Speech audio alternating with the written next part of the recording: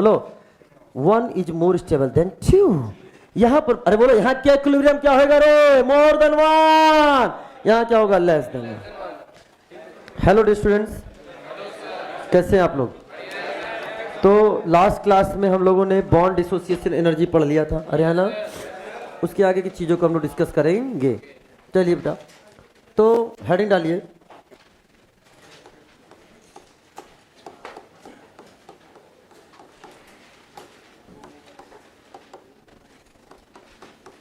Electromeric effect, या बोल दिया हमने इसको E effect. This is also called as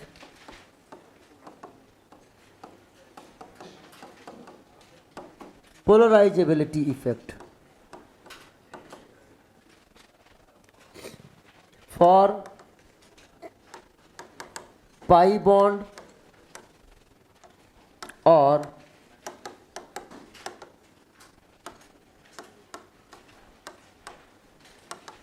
multiple bond system. ये होता है बेटा फॉर पाई बॉन्ड और multiple bond system.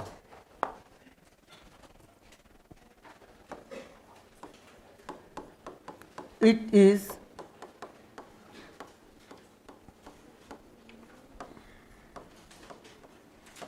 Temporary effect. It is temporary effect, अरे है ना? तो चलो बेटा लिखे, मेरा इससे पॉइंट लिखिए। Complete transfer of complete transfer of shared pi electron, complete transfer of shared pair of pi electron, complete transfer of shared pair of pi electron from one atom to another atom, from one atom to another atom in presence of from one atom to another atom in presence of attacking reagent, in presence of attacking reagent is called E effect. In presence of attacking reagent is called E effect. It is of, next point, it is of two type. It is of two type. It is of two type. अरे बोलो, तो इससे बताओ हम लोग electromeric effect, E effect या polarisability effect भी बोलते हैं, पोलराइजेबिलिटी इफेक्ट भी बोलते हैं। और ये पाया किस में जाता है बेटा? बोलो, मल्टीपल बॉन्ड सिस्टम हो या पाई बॉन्ड सिस्टम, वहीं पर डबल बॉन्ड हो या ट्रिपल बॉन्ड हो, वहीं पर हमें देखने को मिलेगा। यह एक टेम्पोररी इफेक्ट है। टेम्पोररी इफेक्ट का मतलब क्या है? उसके आने से कुछ कुछ होता है, उसके ना आने से कुछ ना होता है। क्या बोला बेटा? उसके आने से कुछ कुछ होता है, उसके ना। किसके आने से? रिएजेंट के। किसको कुछ कुछ होता है? Pi electron, pi bond system में हलचल सी मच जाती है। पाई बॉन्ड सिस्टम में क्या है? पाई इलेक्ट्रॉन में, पाई बॉन्ड में हलचल सी मच जाती है उसके आने से। यह है टेम्पोररी इफेक्ट। क्या हो गया बेटा? This is a temporary effect, यानी रिएजेंट के आने से हलचल हुई, रिएजेंट नहीं है तो हलचल नहीं हुई। यह कितने प्रकार का होता है बेटा? बोलो। It is of two type. It is of two type. आइए इसकी चर्चा हम लोग करते हैं। ध्यान सुनो, सबसे पहले हमने बोल दिया, नाम दे दिया प्लस ई इफेक्ट। क्या नाम दिया बेटा? Plus E effect. जैसे अपन बोल सकते हैं positive electromeric effect. Positive electromeric effect, बहुत ध्यान समझना। अगर हम आपसे ये बताना चाहते हैं कि यहां से हमारा रिएक्शन मैकेनिज्म स्टार्ट हो चुका है, समझ लो। यहां से समझना बहुत जरूरी है, क्योंकि पाई बॉन्ड सिस्टम है, रिएजेंट का अटैक होना है, तो बस वही रिएक्शन वाला पार्ट यहां पे आ गया है। आइए समझने का प्रयास करें। फॉर एग्जाम्पल, हमारे सामने C डबल बॉन्ड C, ये हमने एक एल्कीन ले लिया, एल्कीन, और इसकी रिएक्शन करा दी हमने किसके साथ बेटा? H प्लस के साथ इसकी रिएक्शन करा दी। ये एल्कीन है और ये क्या बेटा? ये H प्लस। एल्कीन, जैसा कि आपको खुद पता है, हमने H प्लस ही क्यों लिया यहाँ पे? यहां पर माइनस क्यों नहीं लिया? क्योंकि आपको पता है एल्कीन खुद बिहेव करता है एज ए न्यूक्लियोफाइल। क्या हम ये आपको पहले बता चुके हैं? हाँ, पाई इलेक्ट्रॉन है, पाई बॉन्ड है, पाई इलेक्ट्रॉन है, एक्ट्स एज ए न्यूक्लियोफाइल। और अगर ये न्यूक्लियोफाइल की तरह बिहेव कर रहा है तो इस पर पहला अटैचमेंट किसका होगा? इलेक्ट्रोफाइल का। H+ क्या है? इलेक्ट्रोफाइल। यही तो रिएक्शन है। हमें रिएक्शन में यही तो पहचानना है कि हमारा सबस्ट्रेट का नेचर कैसा है, वो इलेक्ट्रोफाइल है या न्यूक्लियोफाइल। अगर आपने इतना काम कर लिया, मेरी बात ध्यान सुनना, सबस्ट्रेट के नेचर को पहचान लिया ना, तो समझ लो कि आपको रिएक्शन रटने की जरूरत ही नहीं है, प्रोडक्ट अपने आप बनता चला जाएगा। क्योंकि हमको पता है कि ये न्यूक्लियोफिलिक नेचर का होता है, इसलिए हमें पता है इसमें पहला अटैक इलेक्ट्रोफाइल करेगा, ना कि न्यूक्लियोफाइल करेगा।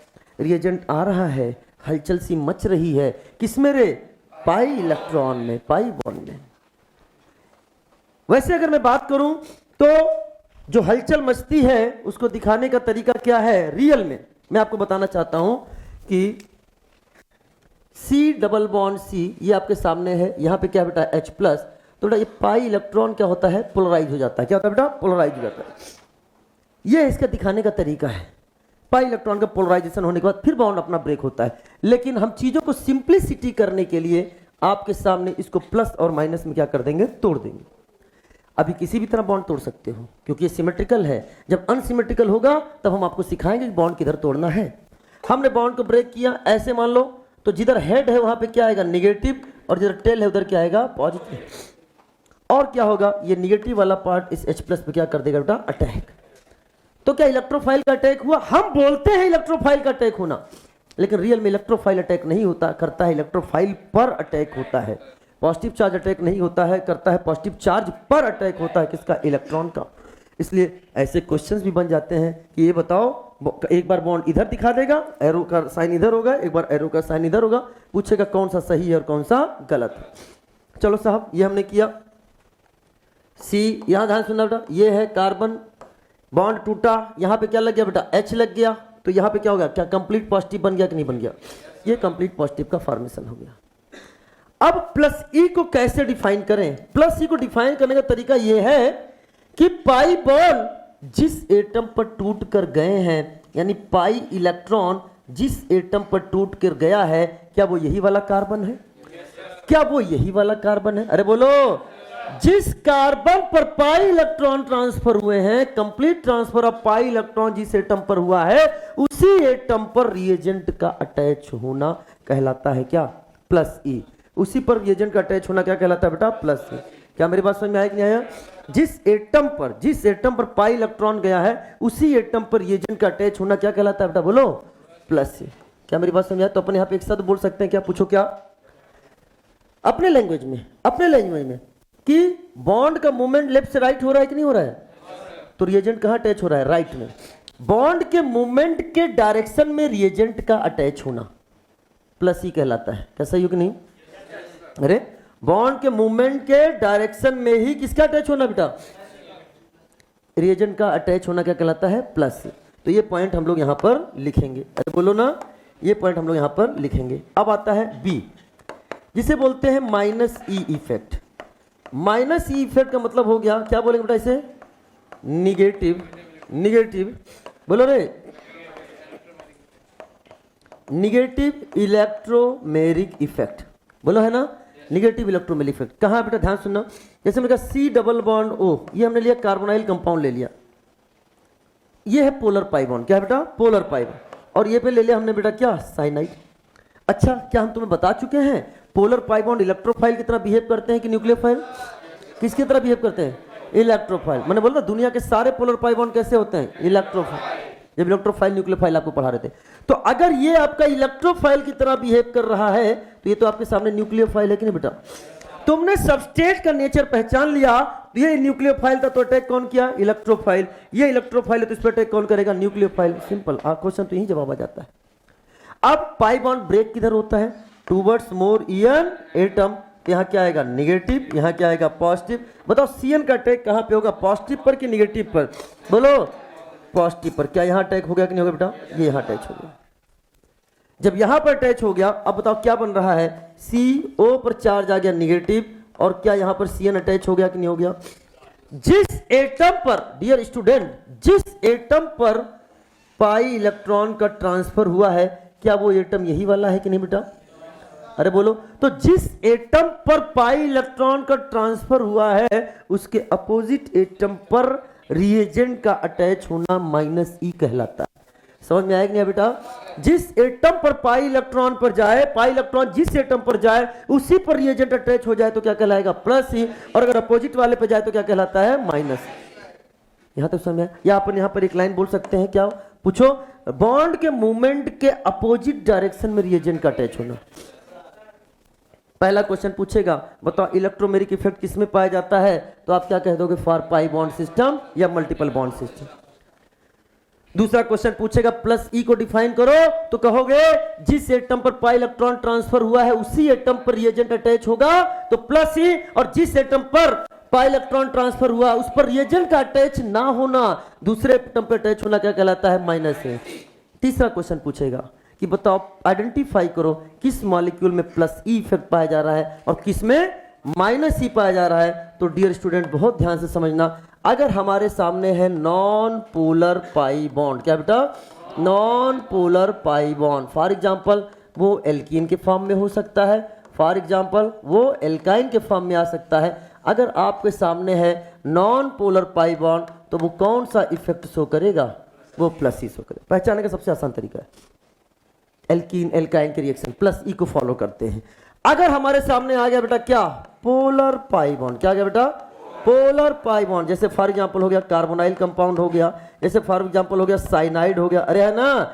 इन कंपाउंड को ध्यान से देखोगे तो बेटा यहां पर कौन सा इफेक्ट शो करेगा बेटा? माइनस। क्या हो जाएगा बेटा? -e। समझ आया? तो कल हम आपके सामने बहुत सारे एग्जांपल दे दें कि बताओ कौन +e और कौन -e शो करा, तो बता दो कि नहीं बता दो बेटा? बोलो। +e और -e दिखा दो। तो ये पोलर पाई बॉन्ड हो गया और ये कैसा हो गया बेटा? Non polar bond. यहां तो कोई डाउट कि बना लो। This is the called as क्या? Electromeric effect. बाकी इससे रिलेटेड अपन जो पढ़ेंगे वो सब इसी इफेक्ट के थ्रू गवर्न होंगे। Is it clear? बना लो।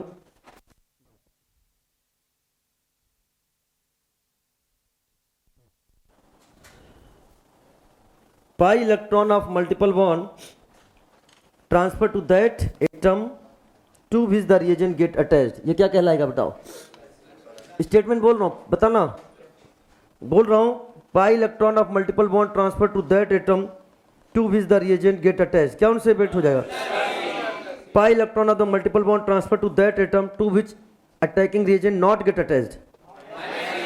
एनसीईआरटी का लैंग्वेज समझ में आया कि नहीं?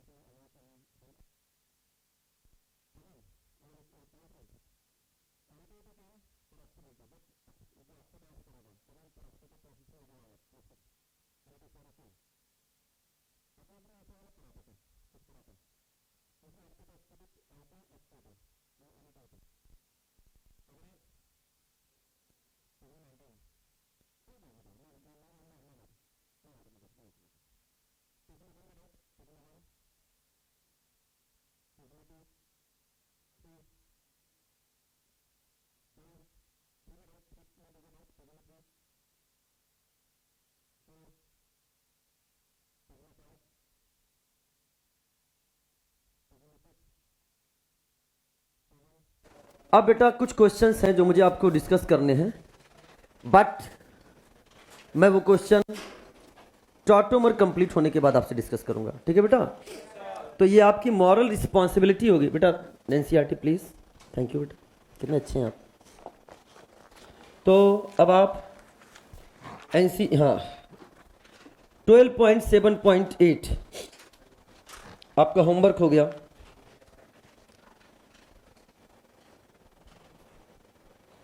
(12.7.8) This is the homework from NCERT class 11th. बाकी हमने पूरा अब आपको 12.7 सेक्शन पढ़ा दिया है एनसीईआरटी का, आपने पढ़ा भी होगा, अरे है ना। तो ये पूरा आपने 12.7 .1 भी हो गया, .2 भी हो गया, .3 भी हो गया, .4 भी हो गया, .5 भी हो गया, .6 भी हो गया, .7 भी हो गया और .8 भी हो गया, .9 भी हो गया। समझ में आया? .9 तक हो गया है। अब .10 दैट इज 10 जैसे लिखा हुआ है, types of organic reaction and mechanism, ये अगले क्लास में आ जाएगा। और लिखा you will be studying these reaction in unit 13 and later in class 12। ठीक है, क्लास 12 स्टार्ट हो जाएगा, ओके, एंड 13 यूनिट भी स्टार्ट हो जाएगा। तो पूरा एनसीईआरटी कवर हो रहा है आपका।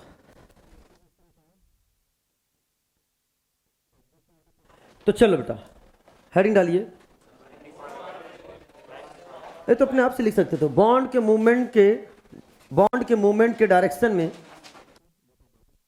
लिखो, बॉन्ड के मूवमेंट के डायरेक्शन में रिएजेंट का अटैच होना, बॉन्ड के मूवमेंट के डायरेक्शन में रिएजेंट का अटैच होना, ऐसे हिंदी में लिखो, या बॉन्ड के मूवमेंट के डायरेक्शन में रिएजेंट का अटैच होना। लिख लिया? बॉन्ड के मूवमेंट के सेम डायरेक्शन में या डायरेक्शन में रिएजेंट का अटैच होना। दूसरे में लिख दो, बॉन्ड के मूवमेंट के अपोजिट डायरेक्शन में, बॉन्ड के मूवमेंट के अपोजिट डायरेक्शन में रिएजेंट का अटैच होना, बॉन्ड के मूवमेंट के अपोजिट डायरेक्शन में रिएजेंट का अटैच होना।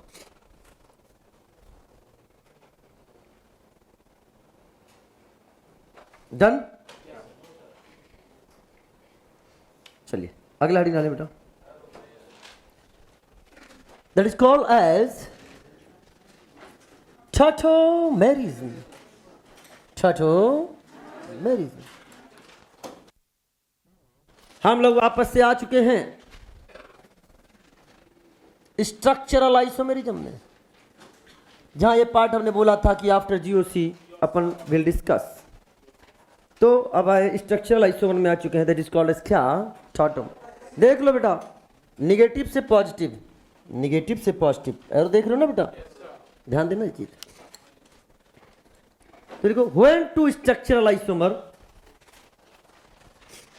when two structural isomer are in dynamic equilibrium with each other, when two structural isomer are in dynamic equilibrium with each other, when two structural isomer are in dynamic equilibrium with each other, comma, they are called as tautomer. They are called as tautomer. They are called as tautomer. हो गया? Next point. It is also called as, it is also called as desmotropism. Board पर लिखा है, it is also called as desmotropism, protonotropy, प्रोटोनोट्रॉपी, केटाइनोट्रॉपी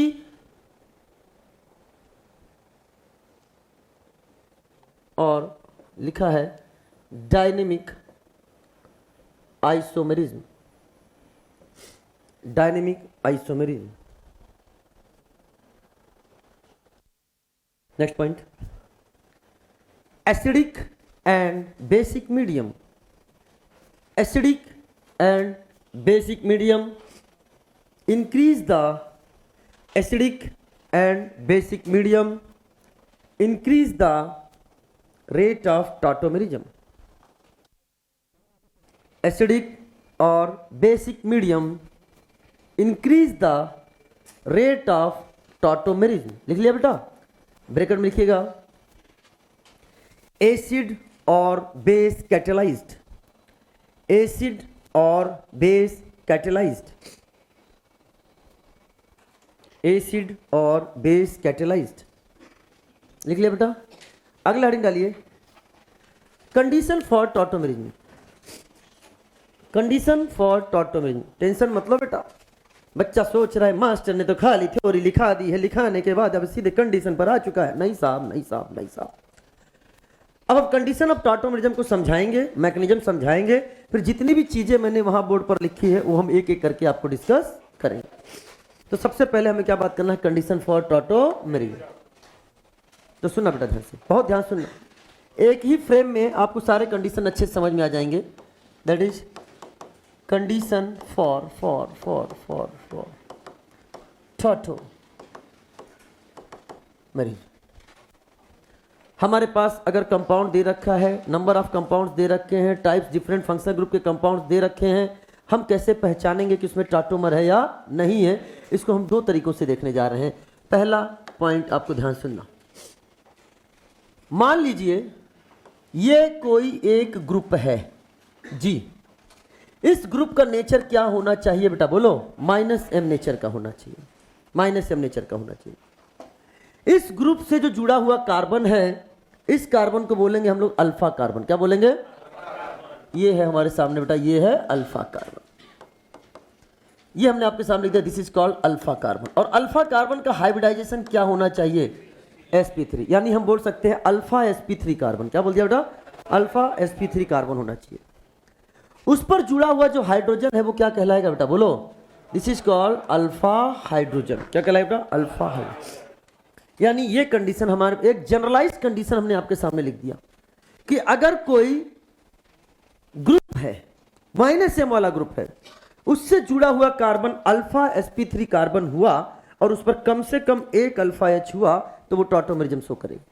इस पर कितने alpha H नजर आ रहे हैं बेटा? 3, और हमें कम से कम कितना चाहिए? 1, वो टॉटोमेरिज्म शो करेगा। अच्छा, फॉर एग्जाम्पल मैंने लिख दिया HCH और यहां लिख दिया बेटा CHO। बताओ बेटा, अगर आप इसको ध्यान से देखते हो तो क्या ये वाला ग्रुप आपको -m वाला नजर आ रहा है? पोलर पाई बॉन्ड -m वाला ग्रुप है। इसके बगल वाला कार्बन क्या अल्फा कार्बन नजर आ रहा है? Alpha sp3। क्या हो गया बेटा? अल्फा sp3 होना जरूरी है। क्या इस पे अल्फा H है? हाँ, ये टॉटोमेरिज्म शो करेगा। तो अगर ये कंडीशन है, ग्रुप तो कुछ भी ले सकते हो। जैसे फॉर एग्जांपल ग्रुप को केवल मैं लिख रहा हूं तो बताओ एल्डिहाइड की जगह क्या हम कीटोन नहीं ले सकते? क्या बेटा बोलो? इधर ये वैलेंसी फ्री, इधर क्या होगा? CH3 होगा। यहां पे क्या हो सकता है? क्या ये NO2 नहीं हो सकता? क्या बोलो? NO2 पोलर पाई बॉन्ड वाला हो गया। क्या ये N डबल बॉन्ड O नहीं हो सकता? क्या बोलो? नाइट्रोसो, नाइट्रो भी हो सकता है और नाइट्रो भी हो सकता है। क्या यहां साइनाइड नहीं हो सकता? क्या ये भी हो सकता है, एटसेट्रा। दिमाग ही नहीं लगाना है। ग्रुप कैसा होना चाहिए? -m वाला। -m वाला ग्रुप है, उससे जुड़ा हुआ कार्बन कैसा है? अल्फा sp3 कार्बन है, उस पर कम से कम एक अल्फा H है तो टॉटोमेरिज्म शो करे। ये हो गया कंडीशन A।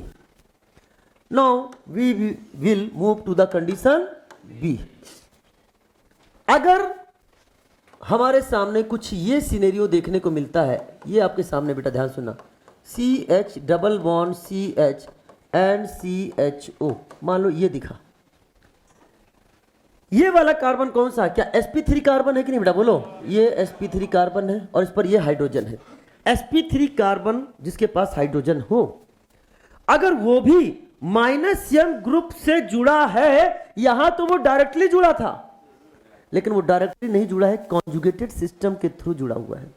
देखो ध्यान से, क्या ये कॉन्जुगेटेड सिस्टम है कि नहीं बेटा? यानी अगर sp3 कार्बन है जिस पर एक कम से कम एक हाइड्रोजन है, वह हाइड्रोजन कॉन्जुगेटेड सिस्टम के थ्रू जुड़ा हो, और वो कॉन्जुगेटेड सिस्टम किसके द्वारा जुड़ा है बेटा, बोलो?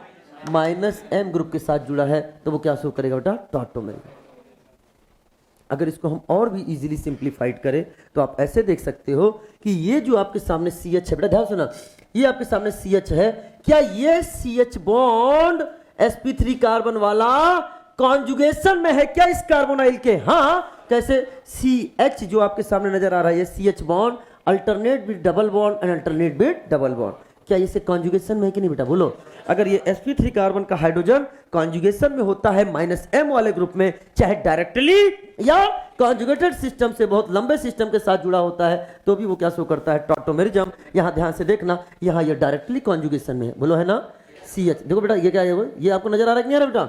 यहां देखो, ये आपके सामने आया CH अल्टरनेट विद क्या? डबल बॉन्ड है कि नहीं? कौन सा? Polar pi bond. Polar pi bond कौन सा ग्रुप? -m ग्रुप वाला, तो ये टॉटोमेरिज्म शो करेंगे। यहां तक कोई डाउट कि नो डाउट?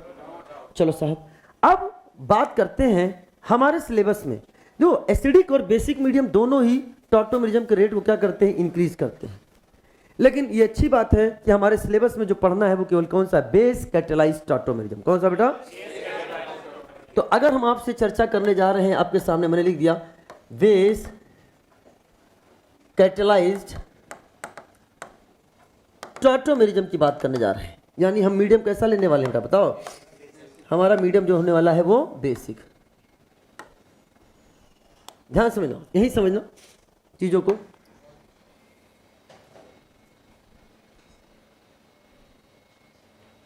चलो मैं नीचे फ्रेम में यहां पे समझाता हूं बेटा, ठीक है? अरे हाँ या ना, एक बार मुस्कुरा दिया करो बेटा। हाँ हाँ, राक्षसों की तरह नहीं बेटा, इंसानों की तरह, ठीक है ना? क्या करें सर, जब हम हंसते हैं या बोलते हैं तो असली मन का असली राक्षस बाहर आ जाता है। अरे इंसान हो यार, आ जाओ आओ। मैं वापस हेडिंग डाल रहा हूं, अपन डिस्कस करने जा रहे हैं क्या, बेस कैटेलाइज्ड टॉटोमेरिज्म।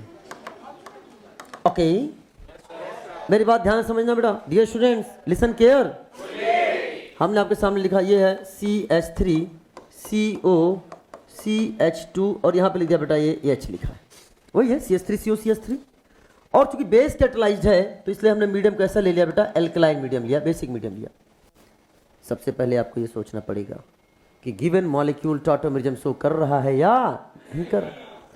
क्या ये -M वाला ग्रुप है रे बेटा? हाँ। क्या ये अल्फा sp3 है? क्या ये अल्फा H है? हाँ, टॉटोमेरिज्म शो करेगा। इधर भी अल्फा H, इधर भी अल्फा H। हाँ, पहले तसल्ली कर लो, टॉटोमेरिज्म शो करेगा या नहीं करेगा? यस, ये टॉटोमेरिज्म शो करेगा। ये जो अल्फा H है ये एसिडिक इन नेचर है। क्या है? बहुत ज्यादा एसिडिक नहीं है, स्लाइटली एसिडिक है, बट एसिडिक इन नेचर है। सर स्लाइटली एसिडिक क्यों बना है, एसिडिक क्यों बोला है आपने? क्योंकि यहां से H+ निकलेगा, H+ निकलने के बाद जो कार्बन आयन बनेगा वो रेजोनेंस स्टेबलाइज्ड होगा। सर आपने यहाँ रेजोनेंस का नाम लिया, हमने कहा हाँ बेटा।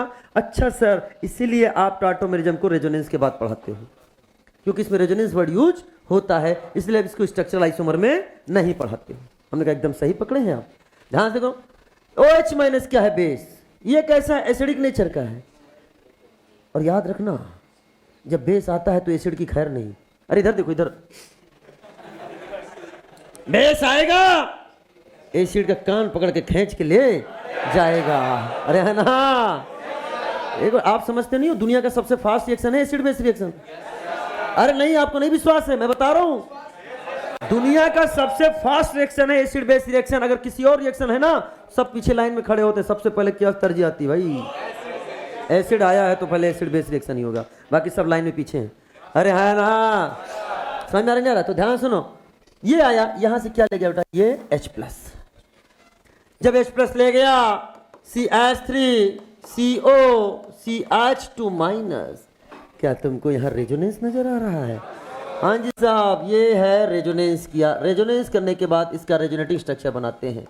CH3 CO पर negative charge and double bond क्या हो गया, CH2, इसका फॉर्मेशन हो गया। यहां तो कोई डाउट कि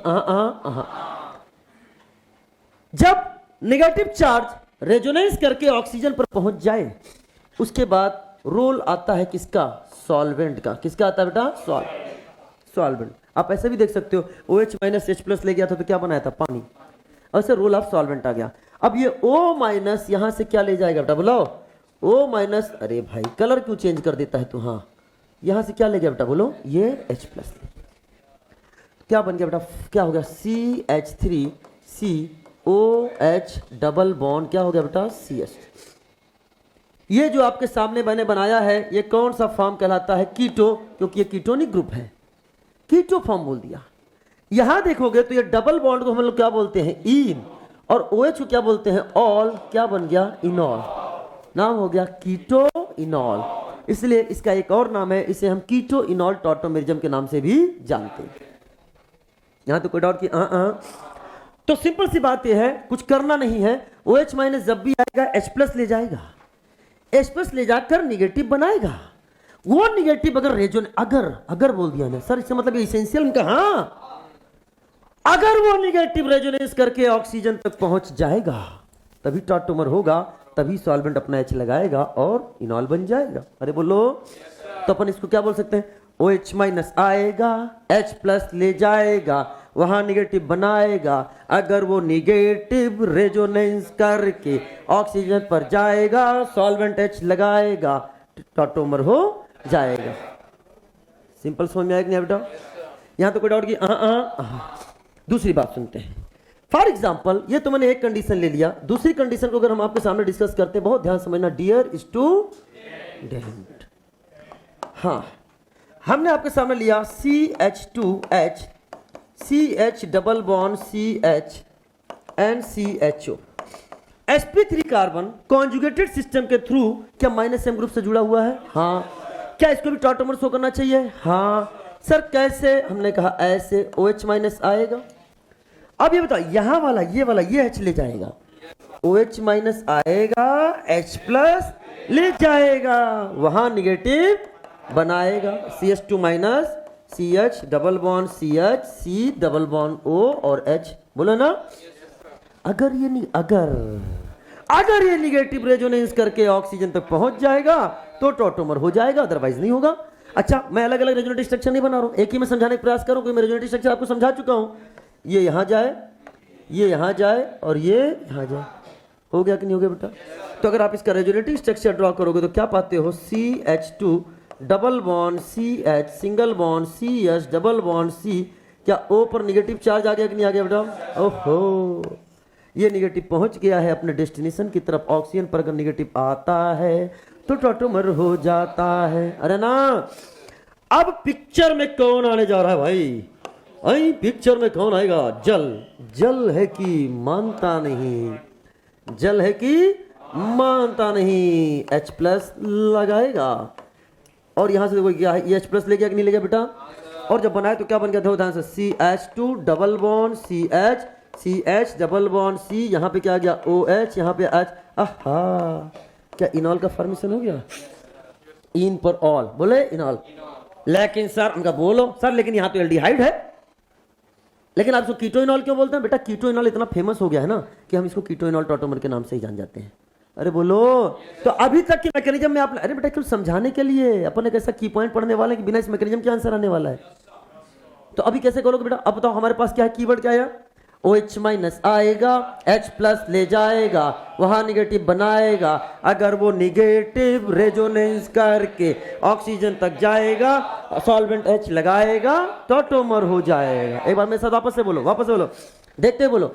OH माइनस आएगा, H प्लस ले जाएगा, वहां निगेटिव बनाएगा, अगर वो निगेटिव रेजोनेंस करके ऑक्सीजन तक जाएगा, सॉल्वेंट H लगाएगा, टॉटोमर हो जाएगा। अरे है ना? नहीं, मेरी बात सुनो। कश्मीर में ये sp3 कार्बन कश्मीर में है, OH माइनस वहां से H प्लस को ले जाता है और निगेटिव बनाता है, और ये ऑक्सीजन कन्याकुमारी में है, और वो रेजोनेंस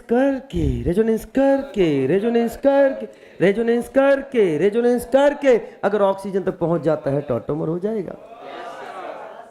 तुम इतने सिस्टम में ये कॉन्जुगेटेड सिस्टम कितना लंबा कर दो, बस रेजोनेंस के थ्रू वो पहुंचना चाहिए। कौन? Negative charge. क्या मेरी इतनी बात समझाया? डियर स्टूडेंट, जैसा कि आप देख सकते हो, अब आप केवल कीटो को देखो और इनॉल को देखो, तो आप देख रहे हैं कि आपको ऐसा नजर आ रहा है कि ये पाई बॉन्ड क्या मूवमेंट कर गया है। अरे बोलो, CO से कहां चला गया है? CC के बीच में, CO से CC में पाई बॉन्ड का मूवमेंट हुआ है। किसका हुआ है? पाई बॉन्ड का मूवमेंट हुआ है। बॉन्ड, डेस्मो का मतलब होता है क्या? बॉन्ड, और ट्रॉपिज्म का मतलब क्या होता है? मूवमेंट। ये तुमसे अच्छा और कौन जानेगा? फोटोट्रॉपिज्म। प्लांट मूवमेंट पढ़ते हो कि नहीं पढ़ते हो? आप, मैं पढ़ा रहा था, आप ही में से किसी स्टूडेंट ने बताया सर ट्रॉपिज्म तो हमने बॉटनी में भी पढ़ा, बॉटनी में ना सर, फोटोट्रॉपिज्म, फोटोन के प्रेजेंस में मूवमेंट। Thigmotropism, touch. अरे बोलो ना, डिफरेंट तरह के आप ट्रॉपिज्म मूवमेंट पढ़ते हो। तो डेस्मो मतलब क्या हो गया? बॉन्ड, और ट्रॉपिज्म का मतलब है मूवमेंट, इसलिए इसका नाम क्या है? डेस्मोट्रॉपिज्म। डियर स्टूडेंट, क्या यहां पर ये H प्लस यहां से मूवमेंट करके ऑक्सीजन तक पहुंच गया है? यस, ऑक्सीजन तक पहुंच गया। देख लो, यहां से H वहां पहुंच गया है, यानी H प्लस है क्या? प्रोटॉन। प्रोटॉन का ट्रॉपिज्म इज कॉल्ड प्रोटोनोट्रॉपी। अरे बोलो ना, इट्स कॉल्ड प्रोटोनोट्रॉपी। क्या ये प्रोटॉन केटायन है कि एनायन है? केटायन, इसलिए इसका नाम क्या हो गया? केटाइनोट्रोपिज्म या केटाइनोट्रॉपी। कीटो फॉर्म, इनॉल फॉर्म में डायनेमिक आइसोमेरिज्म, डायनेमिक इक्विलिब्रियम में बने होते हैं। यानी अगर कीटो इनॉल में जा रहा है तो इनॉल कीटो में भी जाएगा। वो बात की बात है कि सर इक्विलिब्रियम पर कीटो ज्यादा होगा कि इक्विलिब्रियम पर इनॉल ज्यादा होगा, वो चर्चा कभी से बाद में करेंगे कि कब कीटो ज्यादा होगा कब इनॉल ज्यादा होगा। लेकिन इतना जान लो, कीटो इनॉल में गया तो इनॉल कीटो में भी जाएगा। डायनेमिक आइसोमेरिज्म, इसलिए क्या बोलते हैं इसे? Dynamic isomerism. वैसे एनायन का भी टाटोमेरिज्म होता है, यानी एनायन ट्रॉपिज्म भी होता है, लेकिन खुशकिस्मती से वो आपके सिलेबस में नहीं है। क्या यहां तक आपको सारी बात समझ में आई है? सारी चीजें समझा दिया कि नहीं समझ दिया? और बेसिक मीडियम क्या होता है? रेट ऑफ टाटोमेरिज्म को इंक्रीज करता है। यहां तो कोई डाउट? ना ले बनना ले। क्या आपको फील मिला टाटोमर का? बनाओ।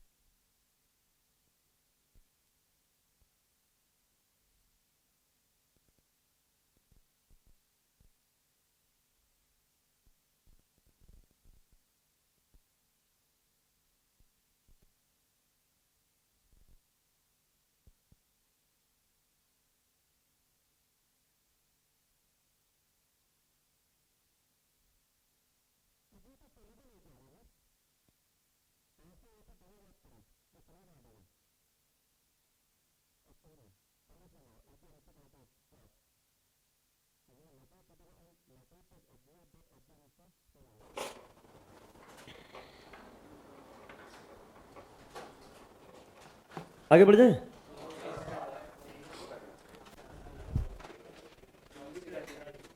कुल मिलाकर अगर हम यहाँ पर आपको बताएं तो हमने आपको बता दिया है कि ये जो CH है किसके होते हैं? कॉन्जुगेशन में होना चाहिए। किसके? माइनस एम ग्रुप के। तो क्या ये भी कॉन्जुगेशन में है बेटा? बोलो।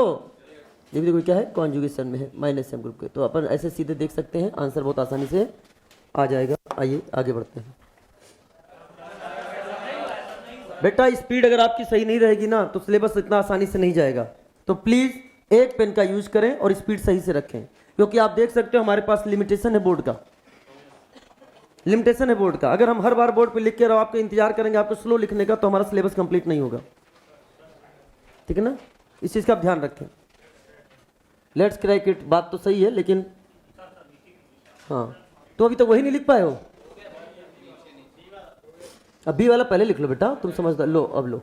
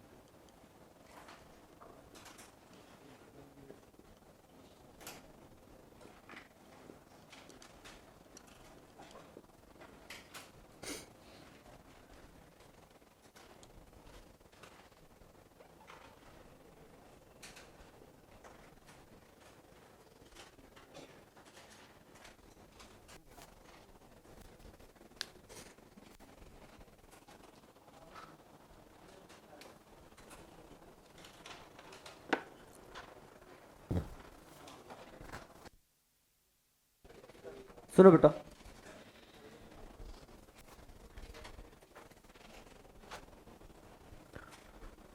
हाँ स्टॉप राइटिंग।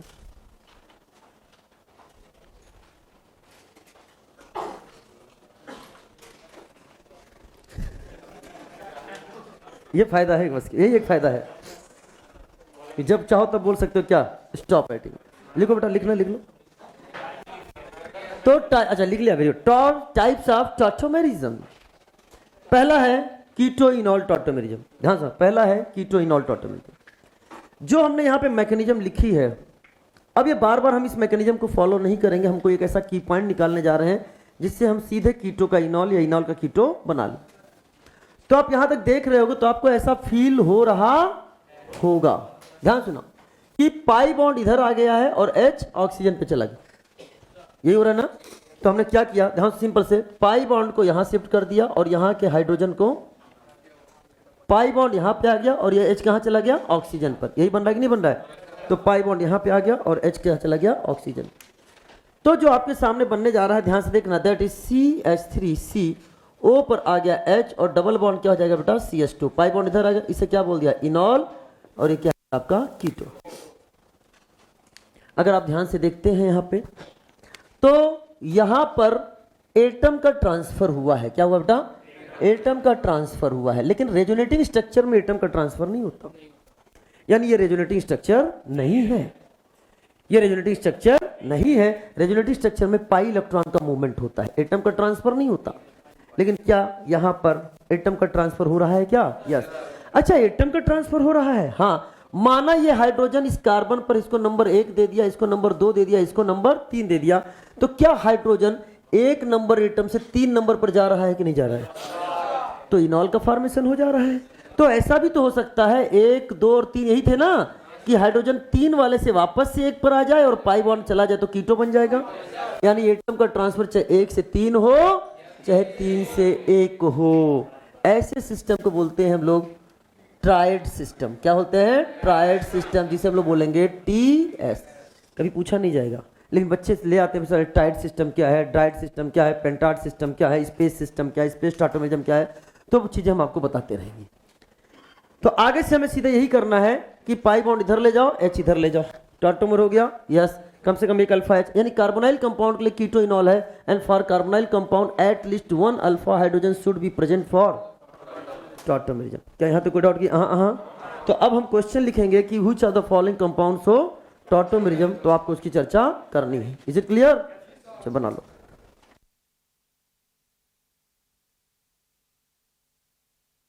इधर वाला हो गया होगा सब, जल्दी करो बेटा, जल्दी।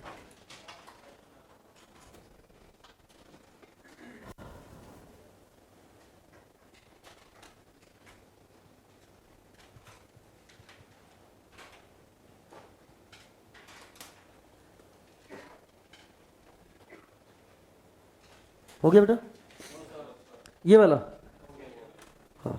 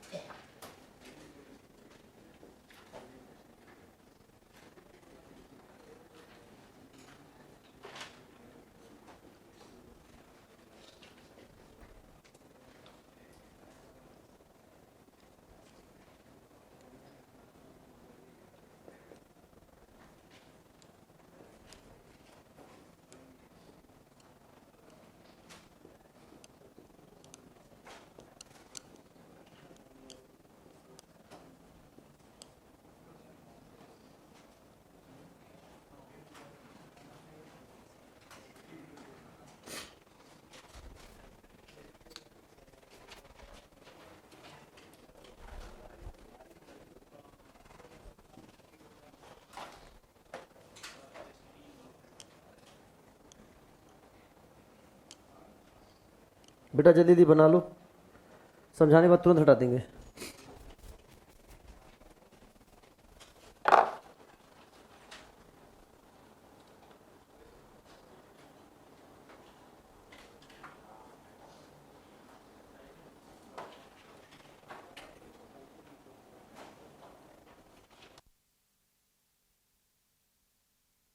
चलिए स्टॉप राइटिंग,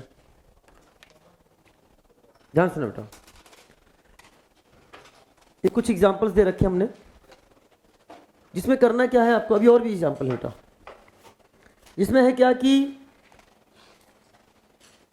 आपको ये नहीं देखना है कि कितने अल्फा एच हैं। हम आपसे नहीं पूछने जा रहे कितने अल्फा एच हैं, हम आपसे ये पूछने जा रहे हैं कि अगर कम से कम एक अल्फा एच है तो क्या टॉटोमेरिज्म शो करेगा। क्या आप तैयार हैं क्वेश्चन का जवाब देने के लिए? चलो साहब आइए बताओ। एसिटल्डिहाइड, ये देखो ये है, यस करेगा। एसिटल्डिहाइड करेगा। एसीटोन, इधर भी अल्फा एच इधर भी अल्फा एच करेगा, sp3 कार्बन। बेंजल्डिहाइड नहीं करेगा, इसके पास अल्फा एच है ही नहीं, क्योंकि इससे जुड़ा हुआ कार्बन जो होता है वो अल्फा कार्बन होता है, sp3 कार्बन यहाँ पे है ही नहीं। लेकिन ये वाला क्यों नहीं? क्योंकि ये अल्फा कार्बन है और इस पर कोई हाइड्रोजन नहीं। एसिटल्डिहाइड के तीनों हाइड्रोजन को हटा दो और CH3 CH3 CH3 लगा दो, तो हो जाता है ट्राई मिथाइल एसिटल्डिहाइड। और ट्राई मिथाइल एसिटल्डिहाइड को हम लोग बोलते हैं पाइवेल्डिहाइड। क्या बोलते हैं? कॉमन नेम है पाइवेल्डिहाइड। तो अगर हम CHO की जगह COOH लिख दें तो नाम हो जाता है पाइवेलिक एसिड। क्या नाम हो जाता है? पाइवेलिक। ये भी नहीं करेगा। फॉर्मल्डिहाइड, अरे हाइड्रोजन है सर, अल्फा हाइड्रोजन नहीं है, नहीं करेगा। एसिटोफिनॉन, जितना आसानी से बोल रहे हो करेगा, इतना आसानी से नहीं करेगा। पूछो क्यों? क्योंकि स्ट्रक्चर बनाकर नहीं, नाम बनाकर देगा। ऊपर लिखा मैंने, इससे पहले स्ट्रक्चर नहीं, स्ट्रक्चर बाद में मैंने बनाया है। एसिटोफिनॉन बेंजोफिनॉन लिख कर आएगा तब तुम्हें स्ट्रक्चर याद होना चाहिए। हाँ, एसिटोफिनॉन का स्ट्रक्चर होता है PHCOCH3, यहाँ पे अल्फा एच, ये करेगा। लेकिन बेंजोफिनॉन नहीं करेगा, इसके पास अल्फा एच नहीं, अल्फा sp3 कार्बन। लेकिन क्या ये करेगा मॉलिक्यूल? अच्छा ये देखो, ये वाला देखो, CO के बाजू में आपको नजर आ रहा है, ये क्या है? कार्बन जो अल्फा कार्बन है, sp3 कार्बन, इसके पास हाइड्रोजन है, ये करेगा, लपक के करता है। आगे आएगा तो अपन चर्चा करेंगे। इसे बोलते हैं एसिटो एसिटिक एस्टर, AAE, या दूसरा नाम है इथाइल एसिटो एसिटेट। ये देखो इथाइल हो गया, ऑक्सीजन से जुड़ा हुआ इथाइल है, इसे बोलते हैं बेटा एसिटो। क्या बोलते हैं? एसिटो। और इसे बोलते हैं इसको एसिटेट। क्या बोलते हैं? एसिटेट। इथाइल एसिटो एसिटेट, या बोलते हैं एसिटो एसिटिक एस्टर। ये करेगा क्या? हाँ, अरे बेटा इधर भी है और इधर भी है, करेगा। वो बात अलग है कि ये दो प्रकार के यहाँ पे अल्फा एच नजर आ रहे हैं। सर कौन वाला टॉटोमेरिज्म इजीली करेगा, वो चर्चा का विषय बाद में होगा। क्या मेरी बात समझ में आया कि नहीं आया? अभी तो बस इतना कहना चाह रहा हूं कि यस ये करेगा। चलो साहब, क्या अगले क्वेश्चन? ये करेगा क्या? कैसे कर जाएगा बेटा? हाँ सर, ये तो ऑलरेडी इनॉल है, और अगर इनॉल बना है तो टॉटोमर करके बना होगा, और अगर टॉटोमर करके बना होगा तो हाँ ये भी टॉटोमेरिज्म शो करेगा। अच्छा, अगर इसको आप बनाते हैं क्या, इनॉलिक फॉर्म है, इसको वापस से ले जाइए तो क्या पाई बॉन्ड इधर जाएगा और एच इधर आएगा? की पॉइंट आपको बता दिया है, तो क्या बनेगा? ध्यान से देखना, ये आपने ऐसे बनाया, ये क्या हो जाएगा? दिस इज द CH2, क्या है? CH डबल बॉन्ड O हो गया।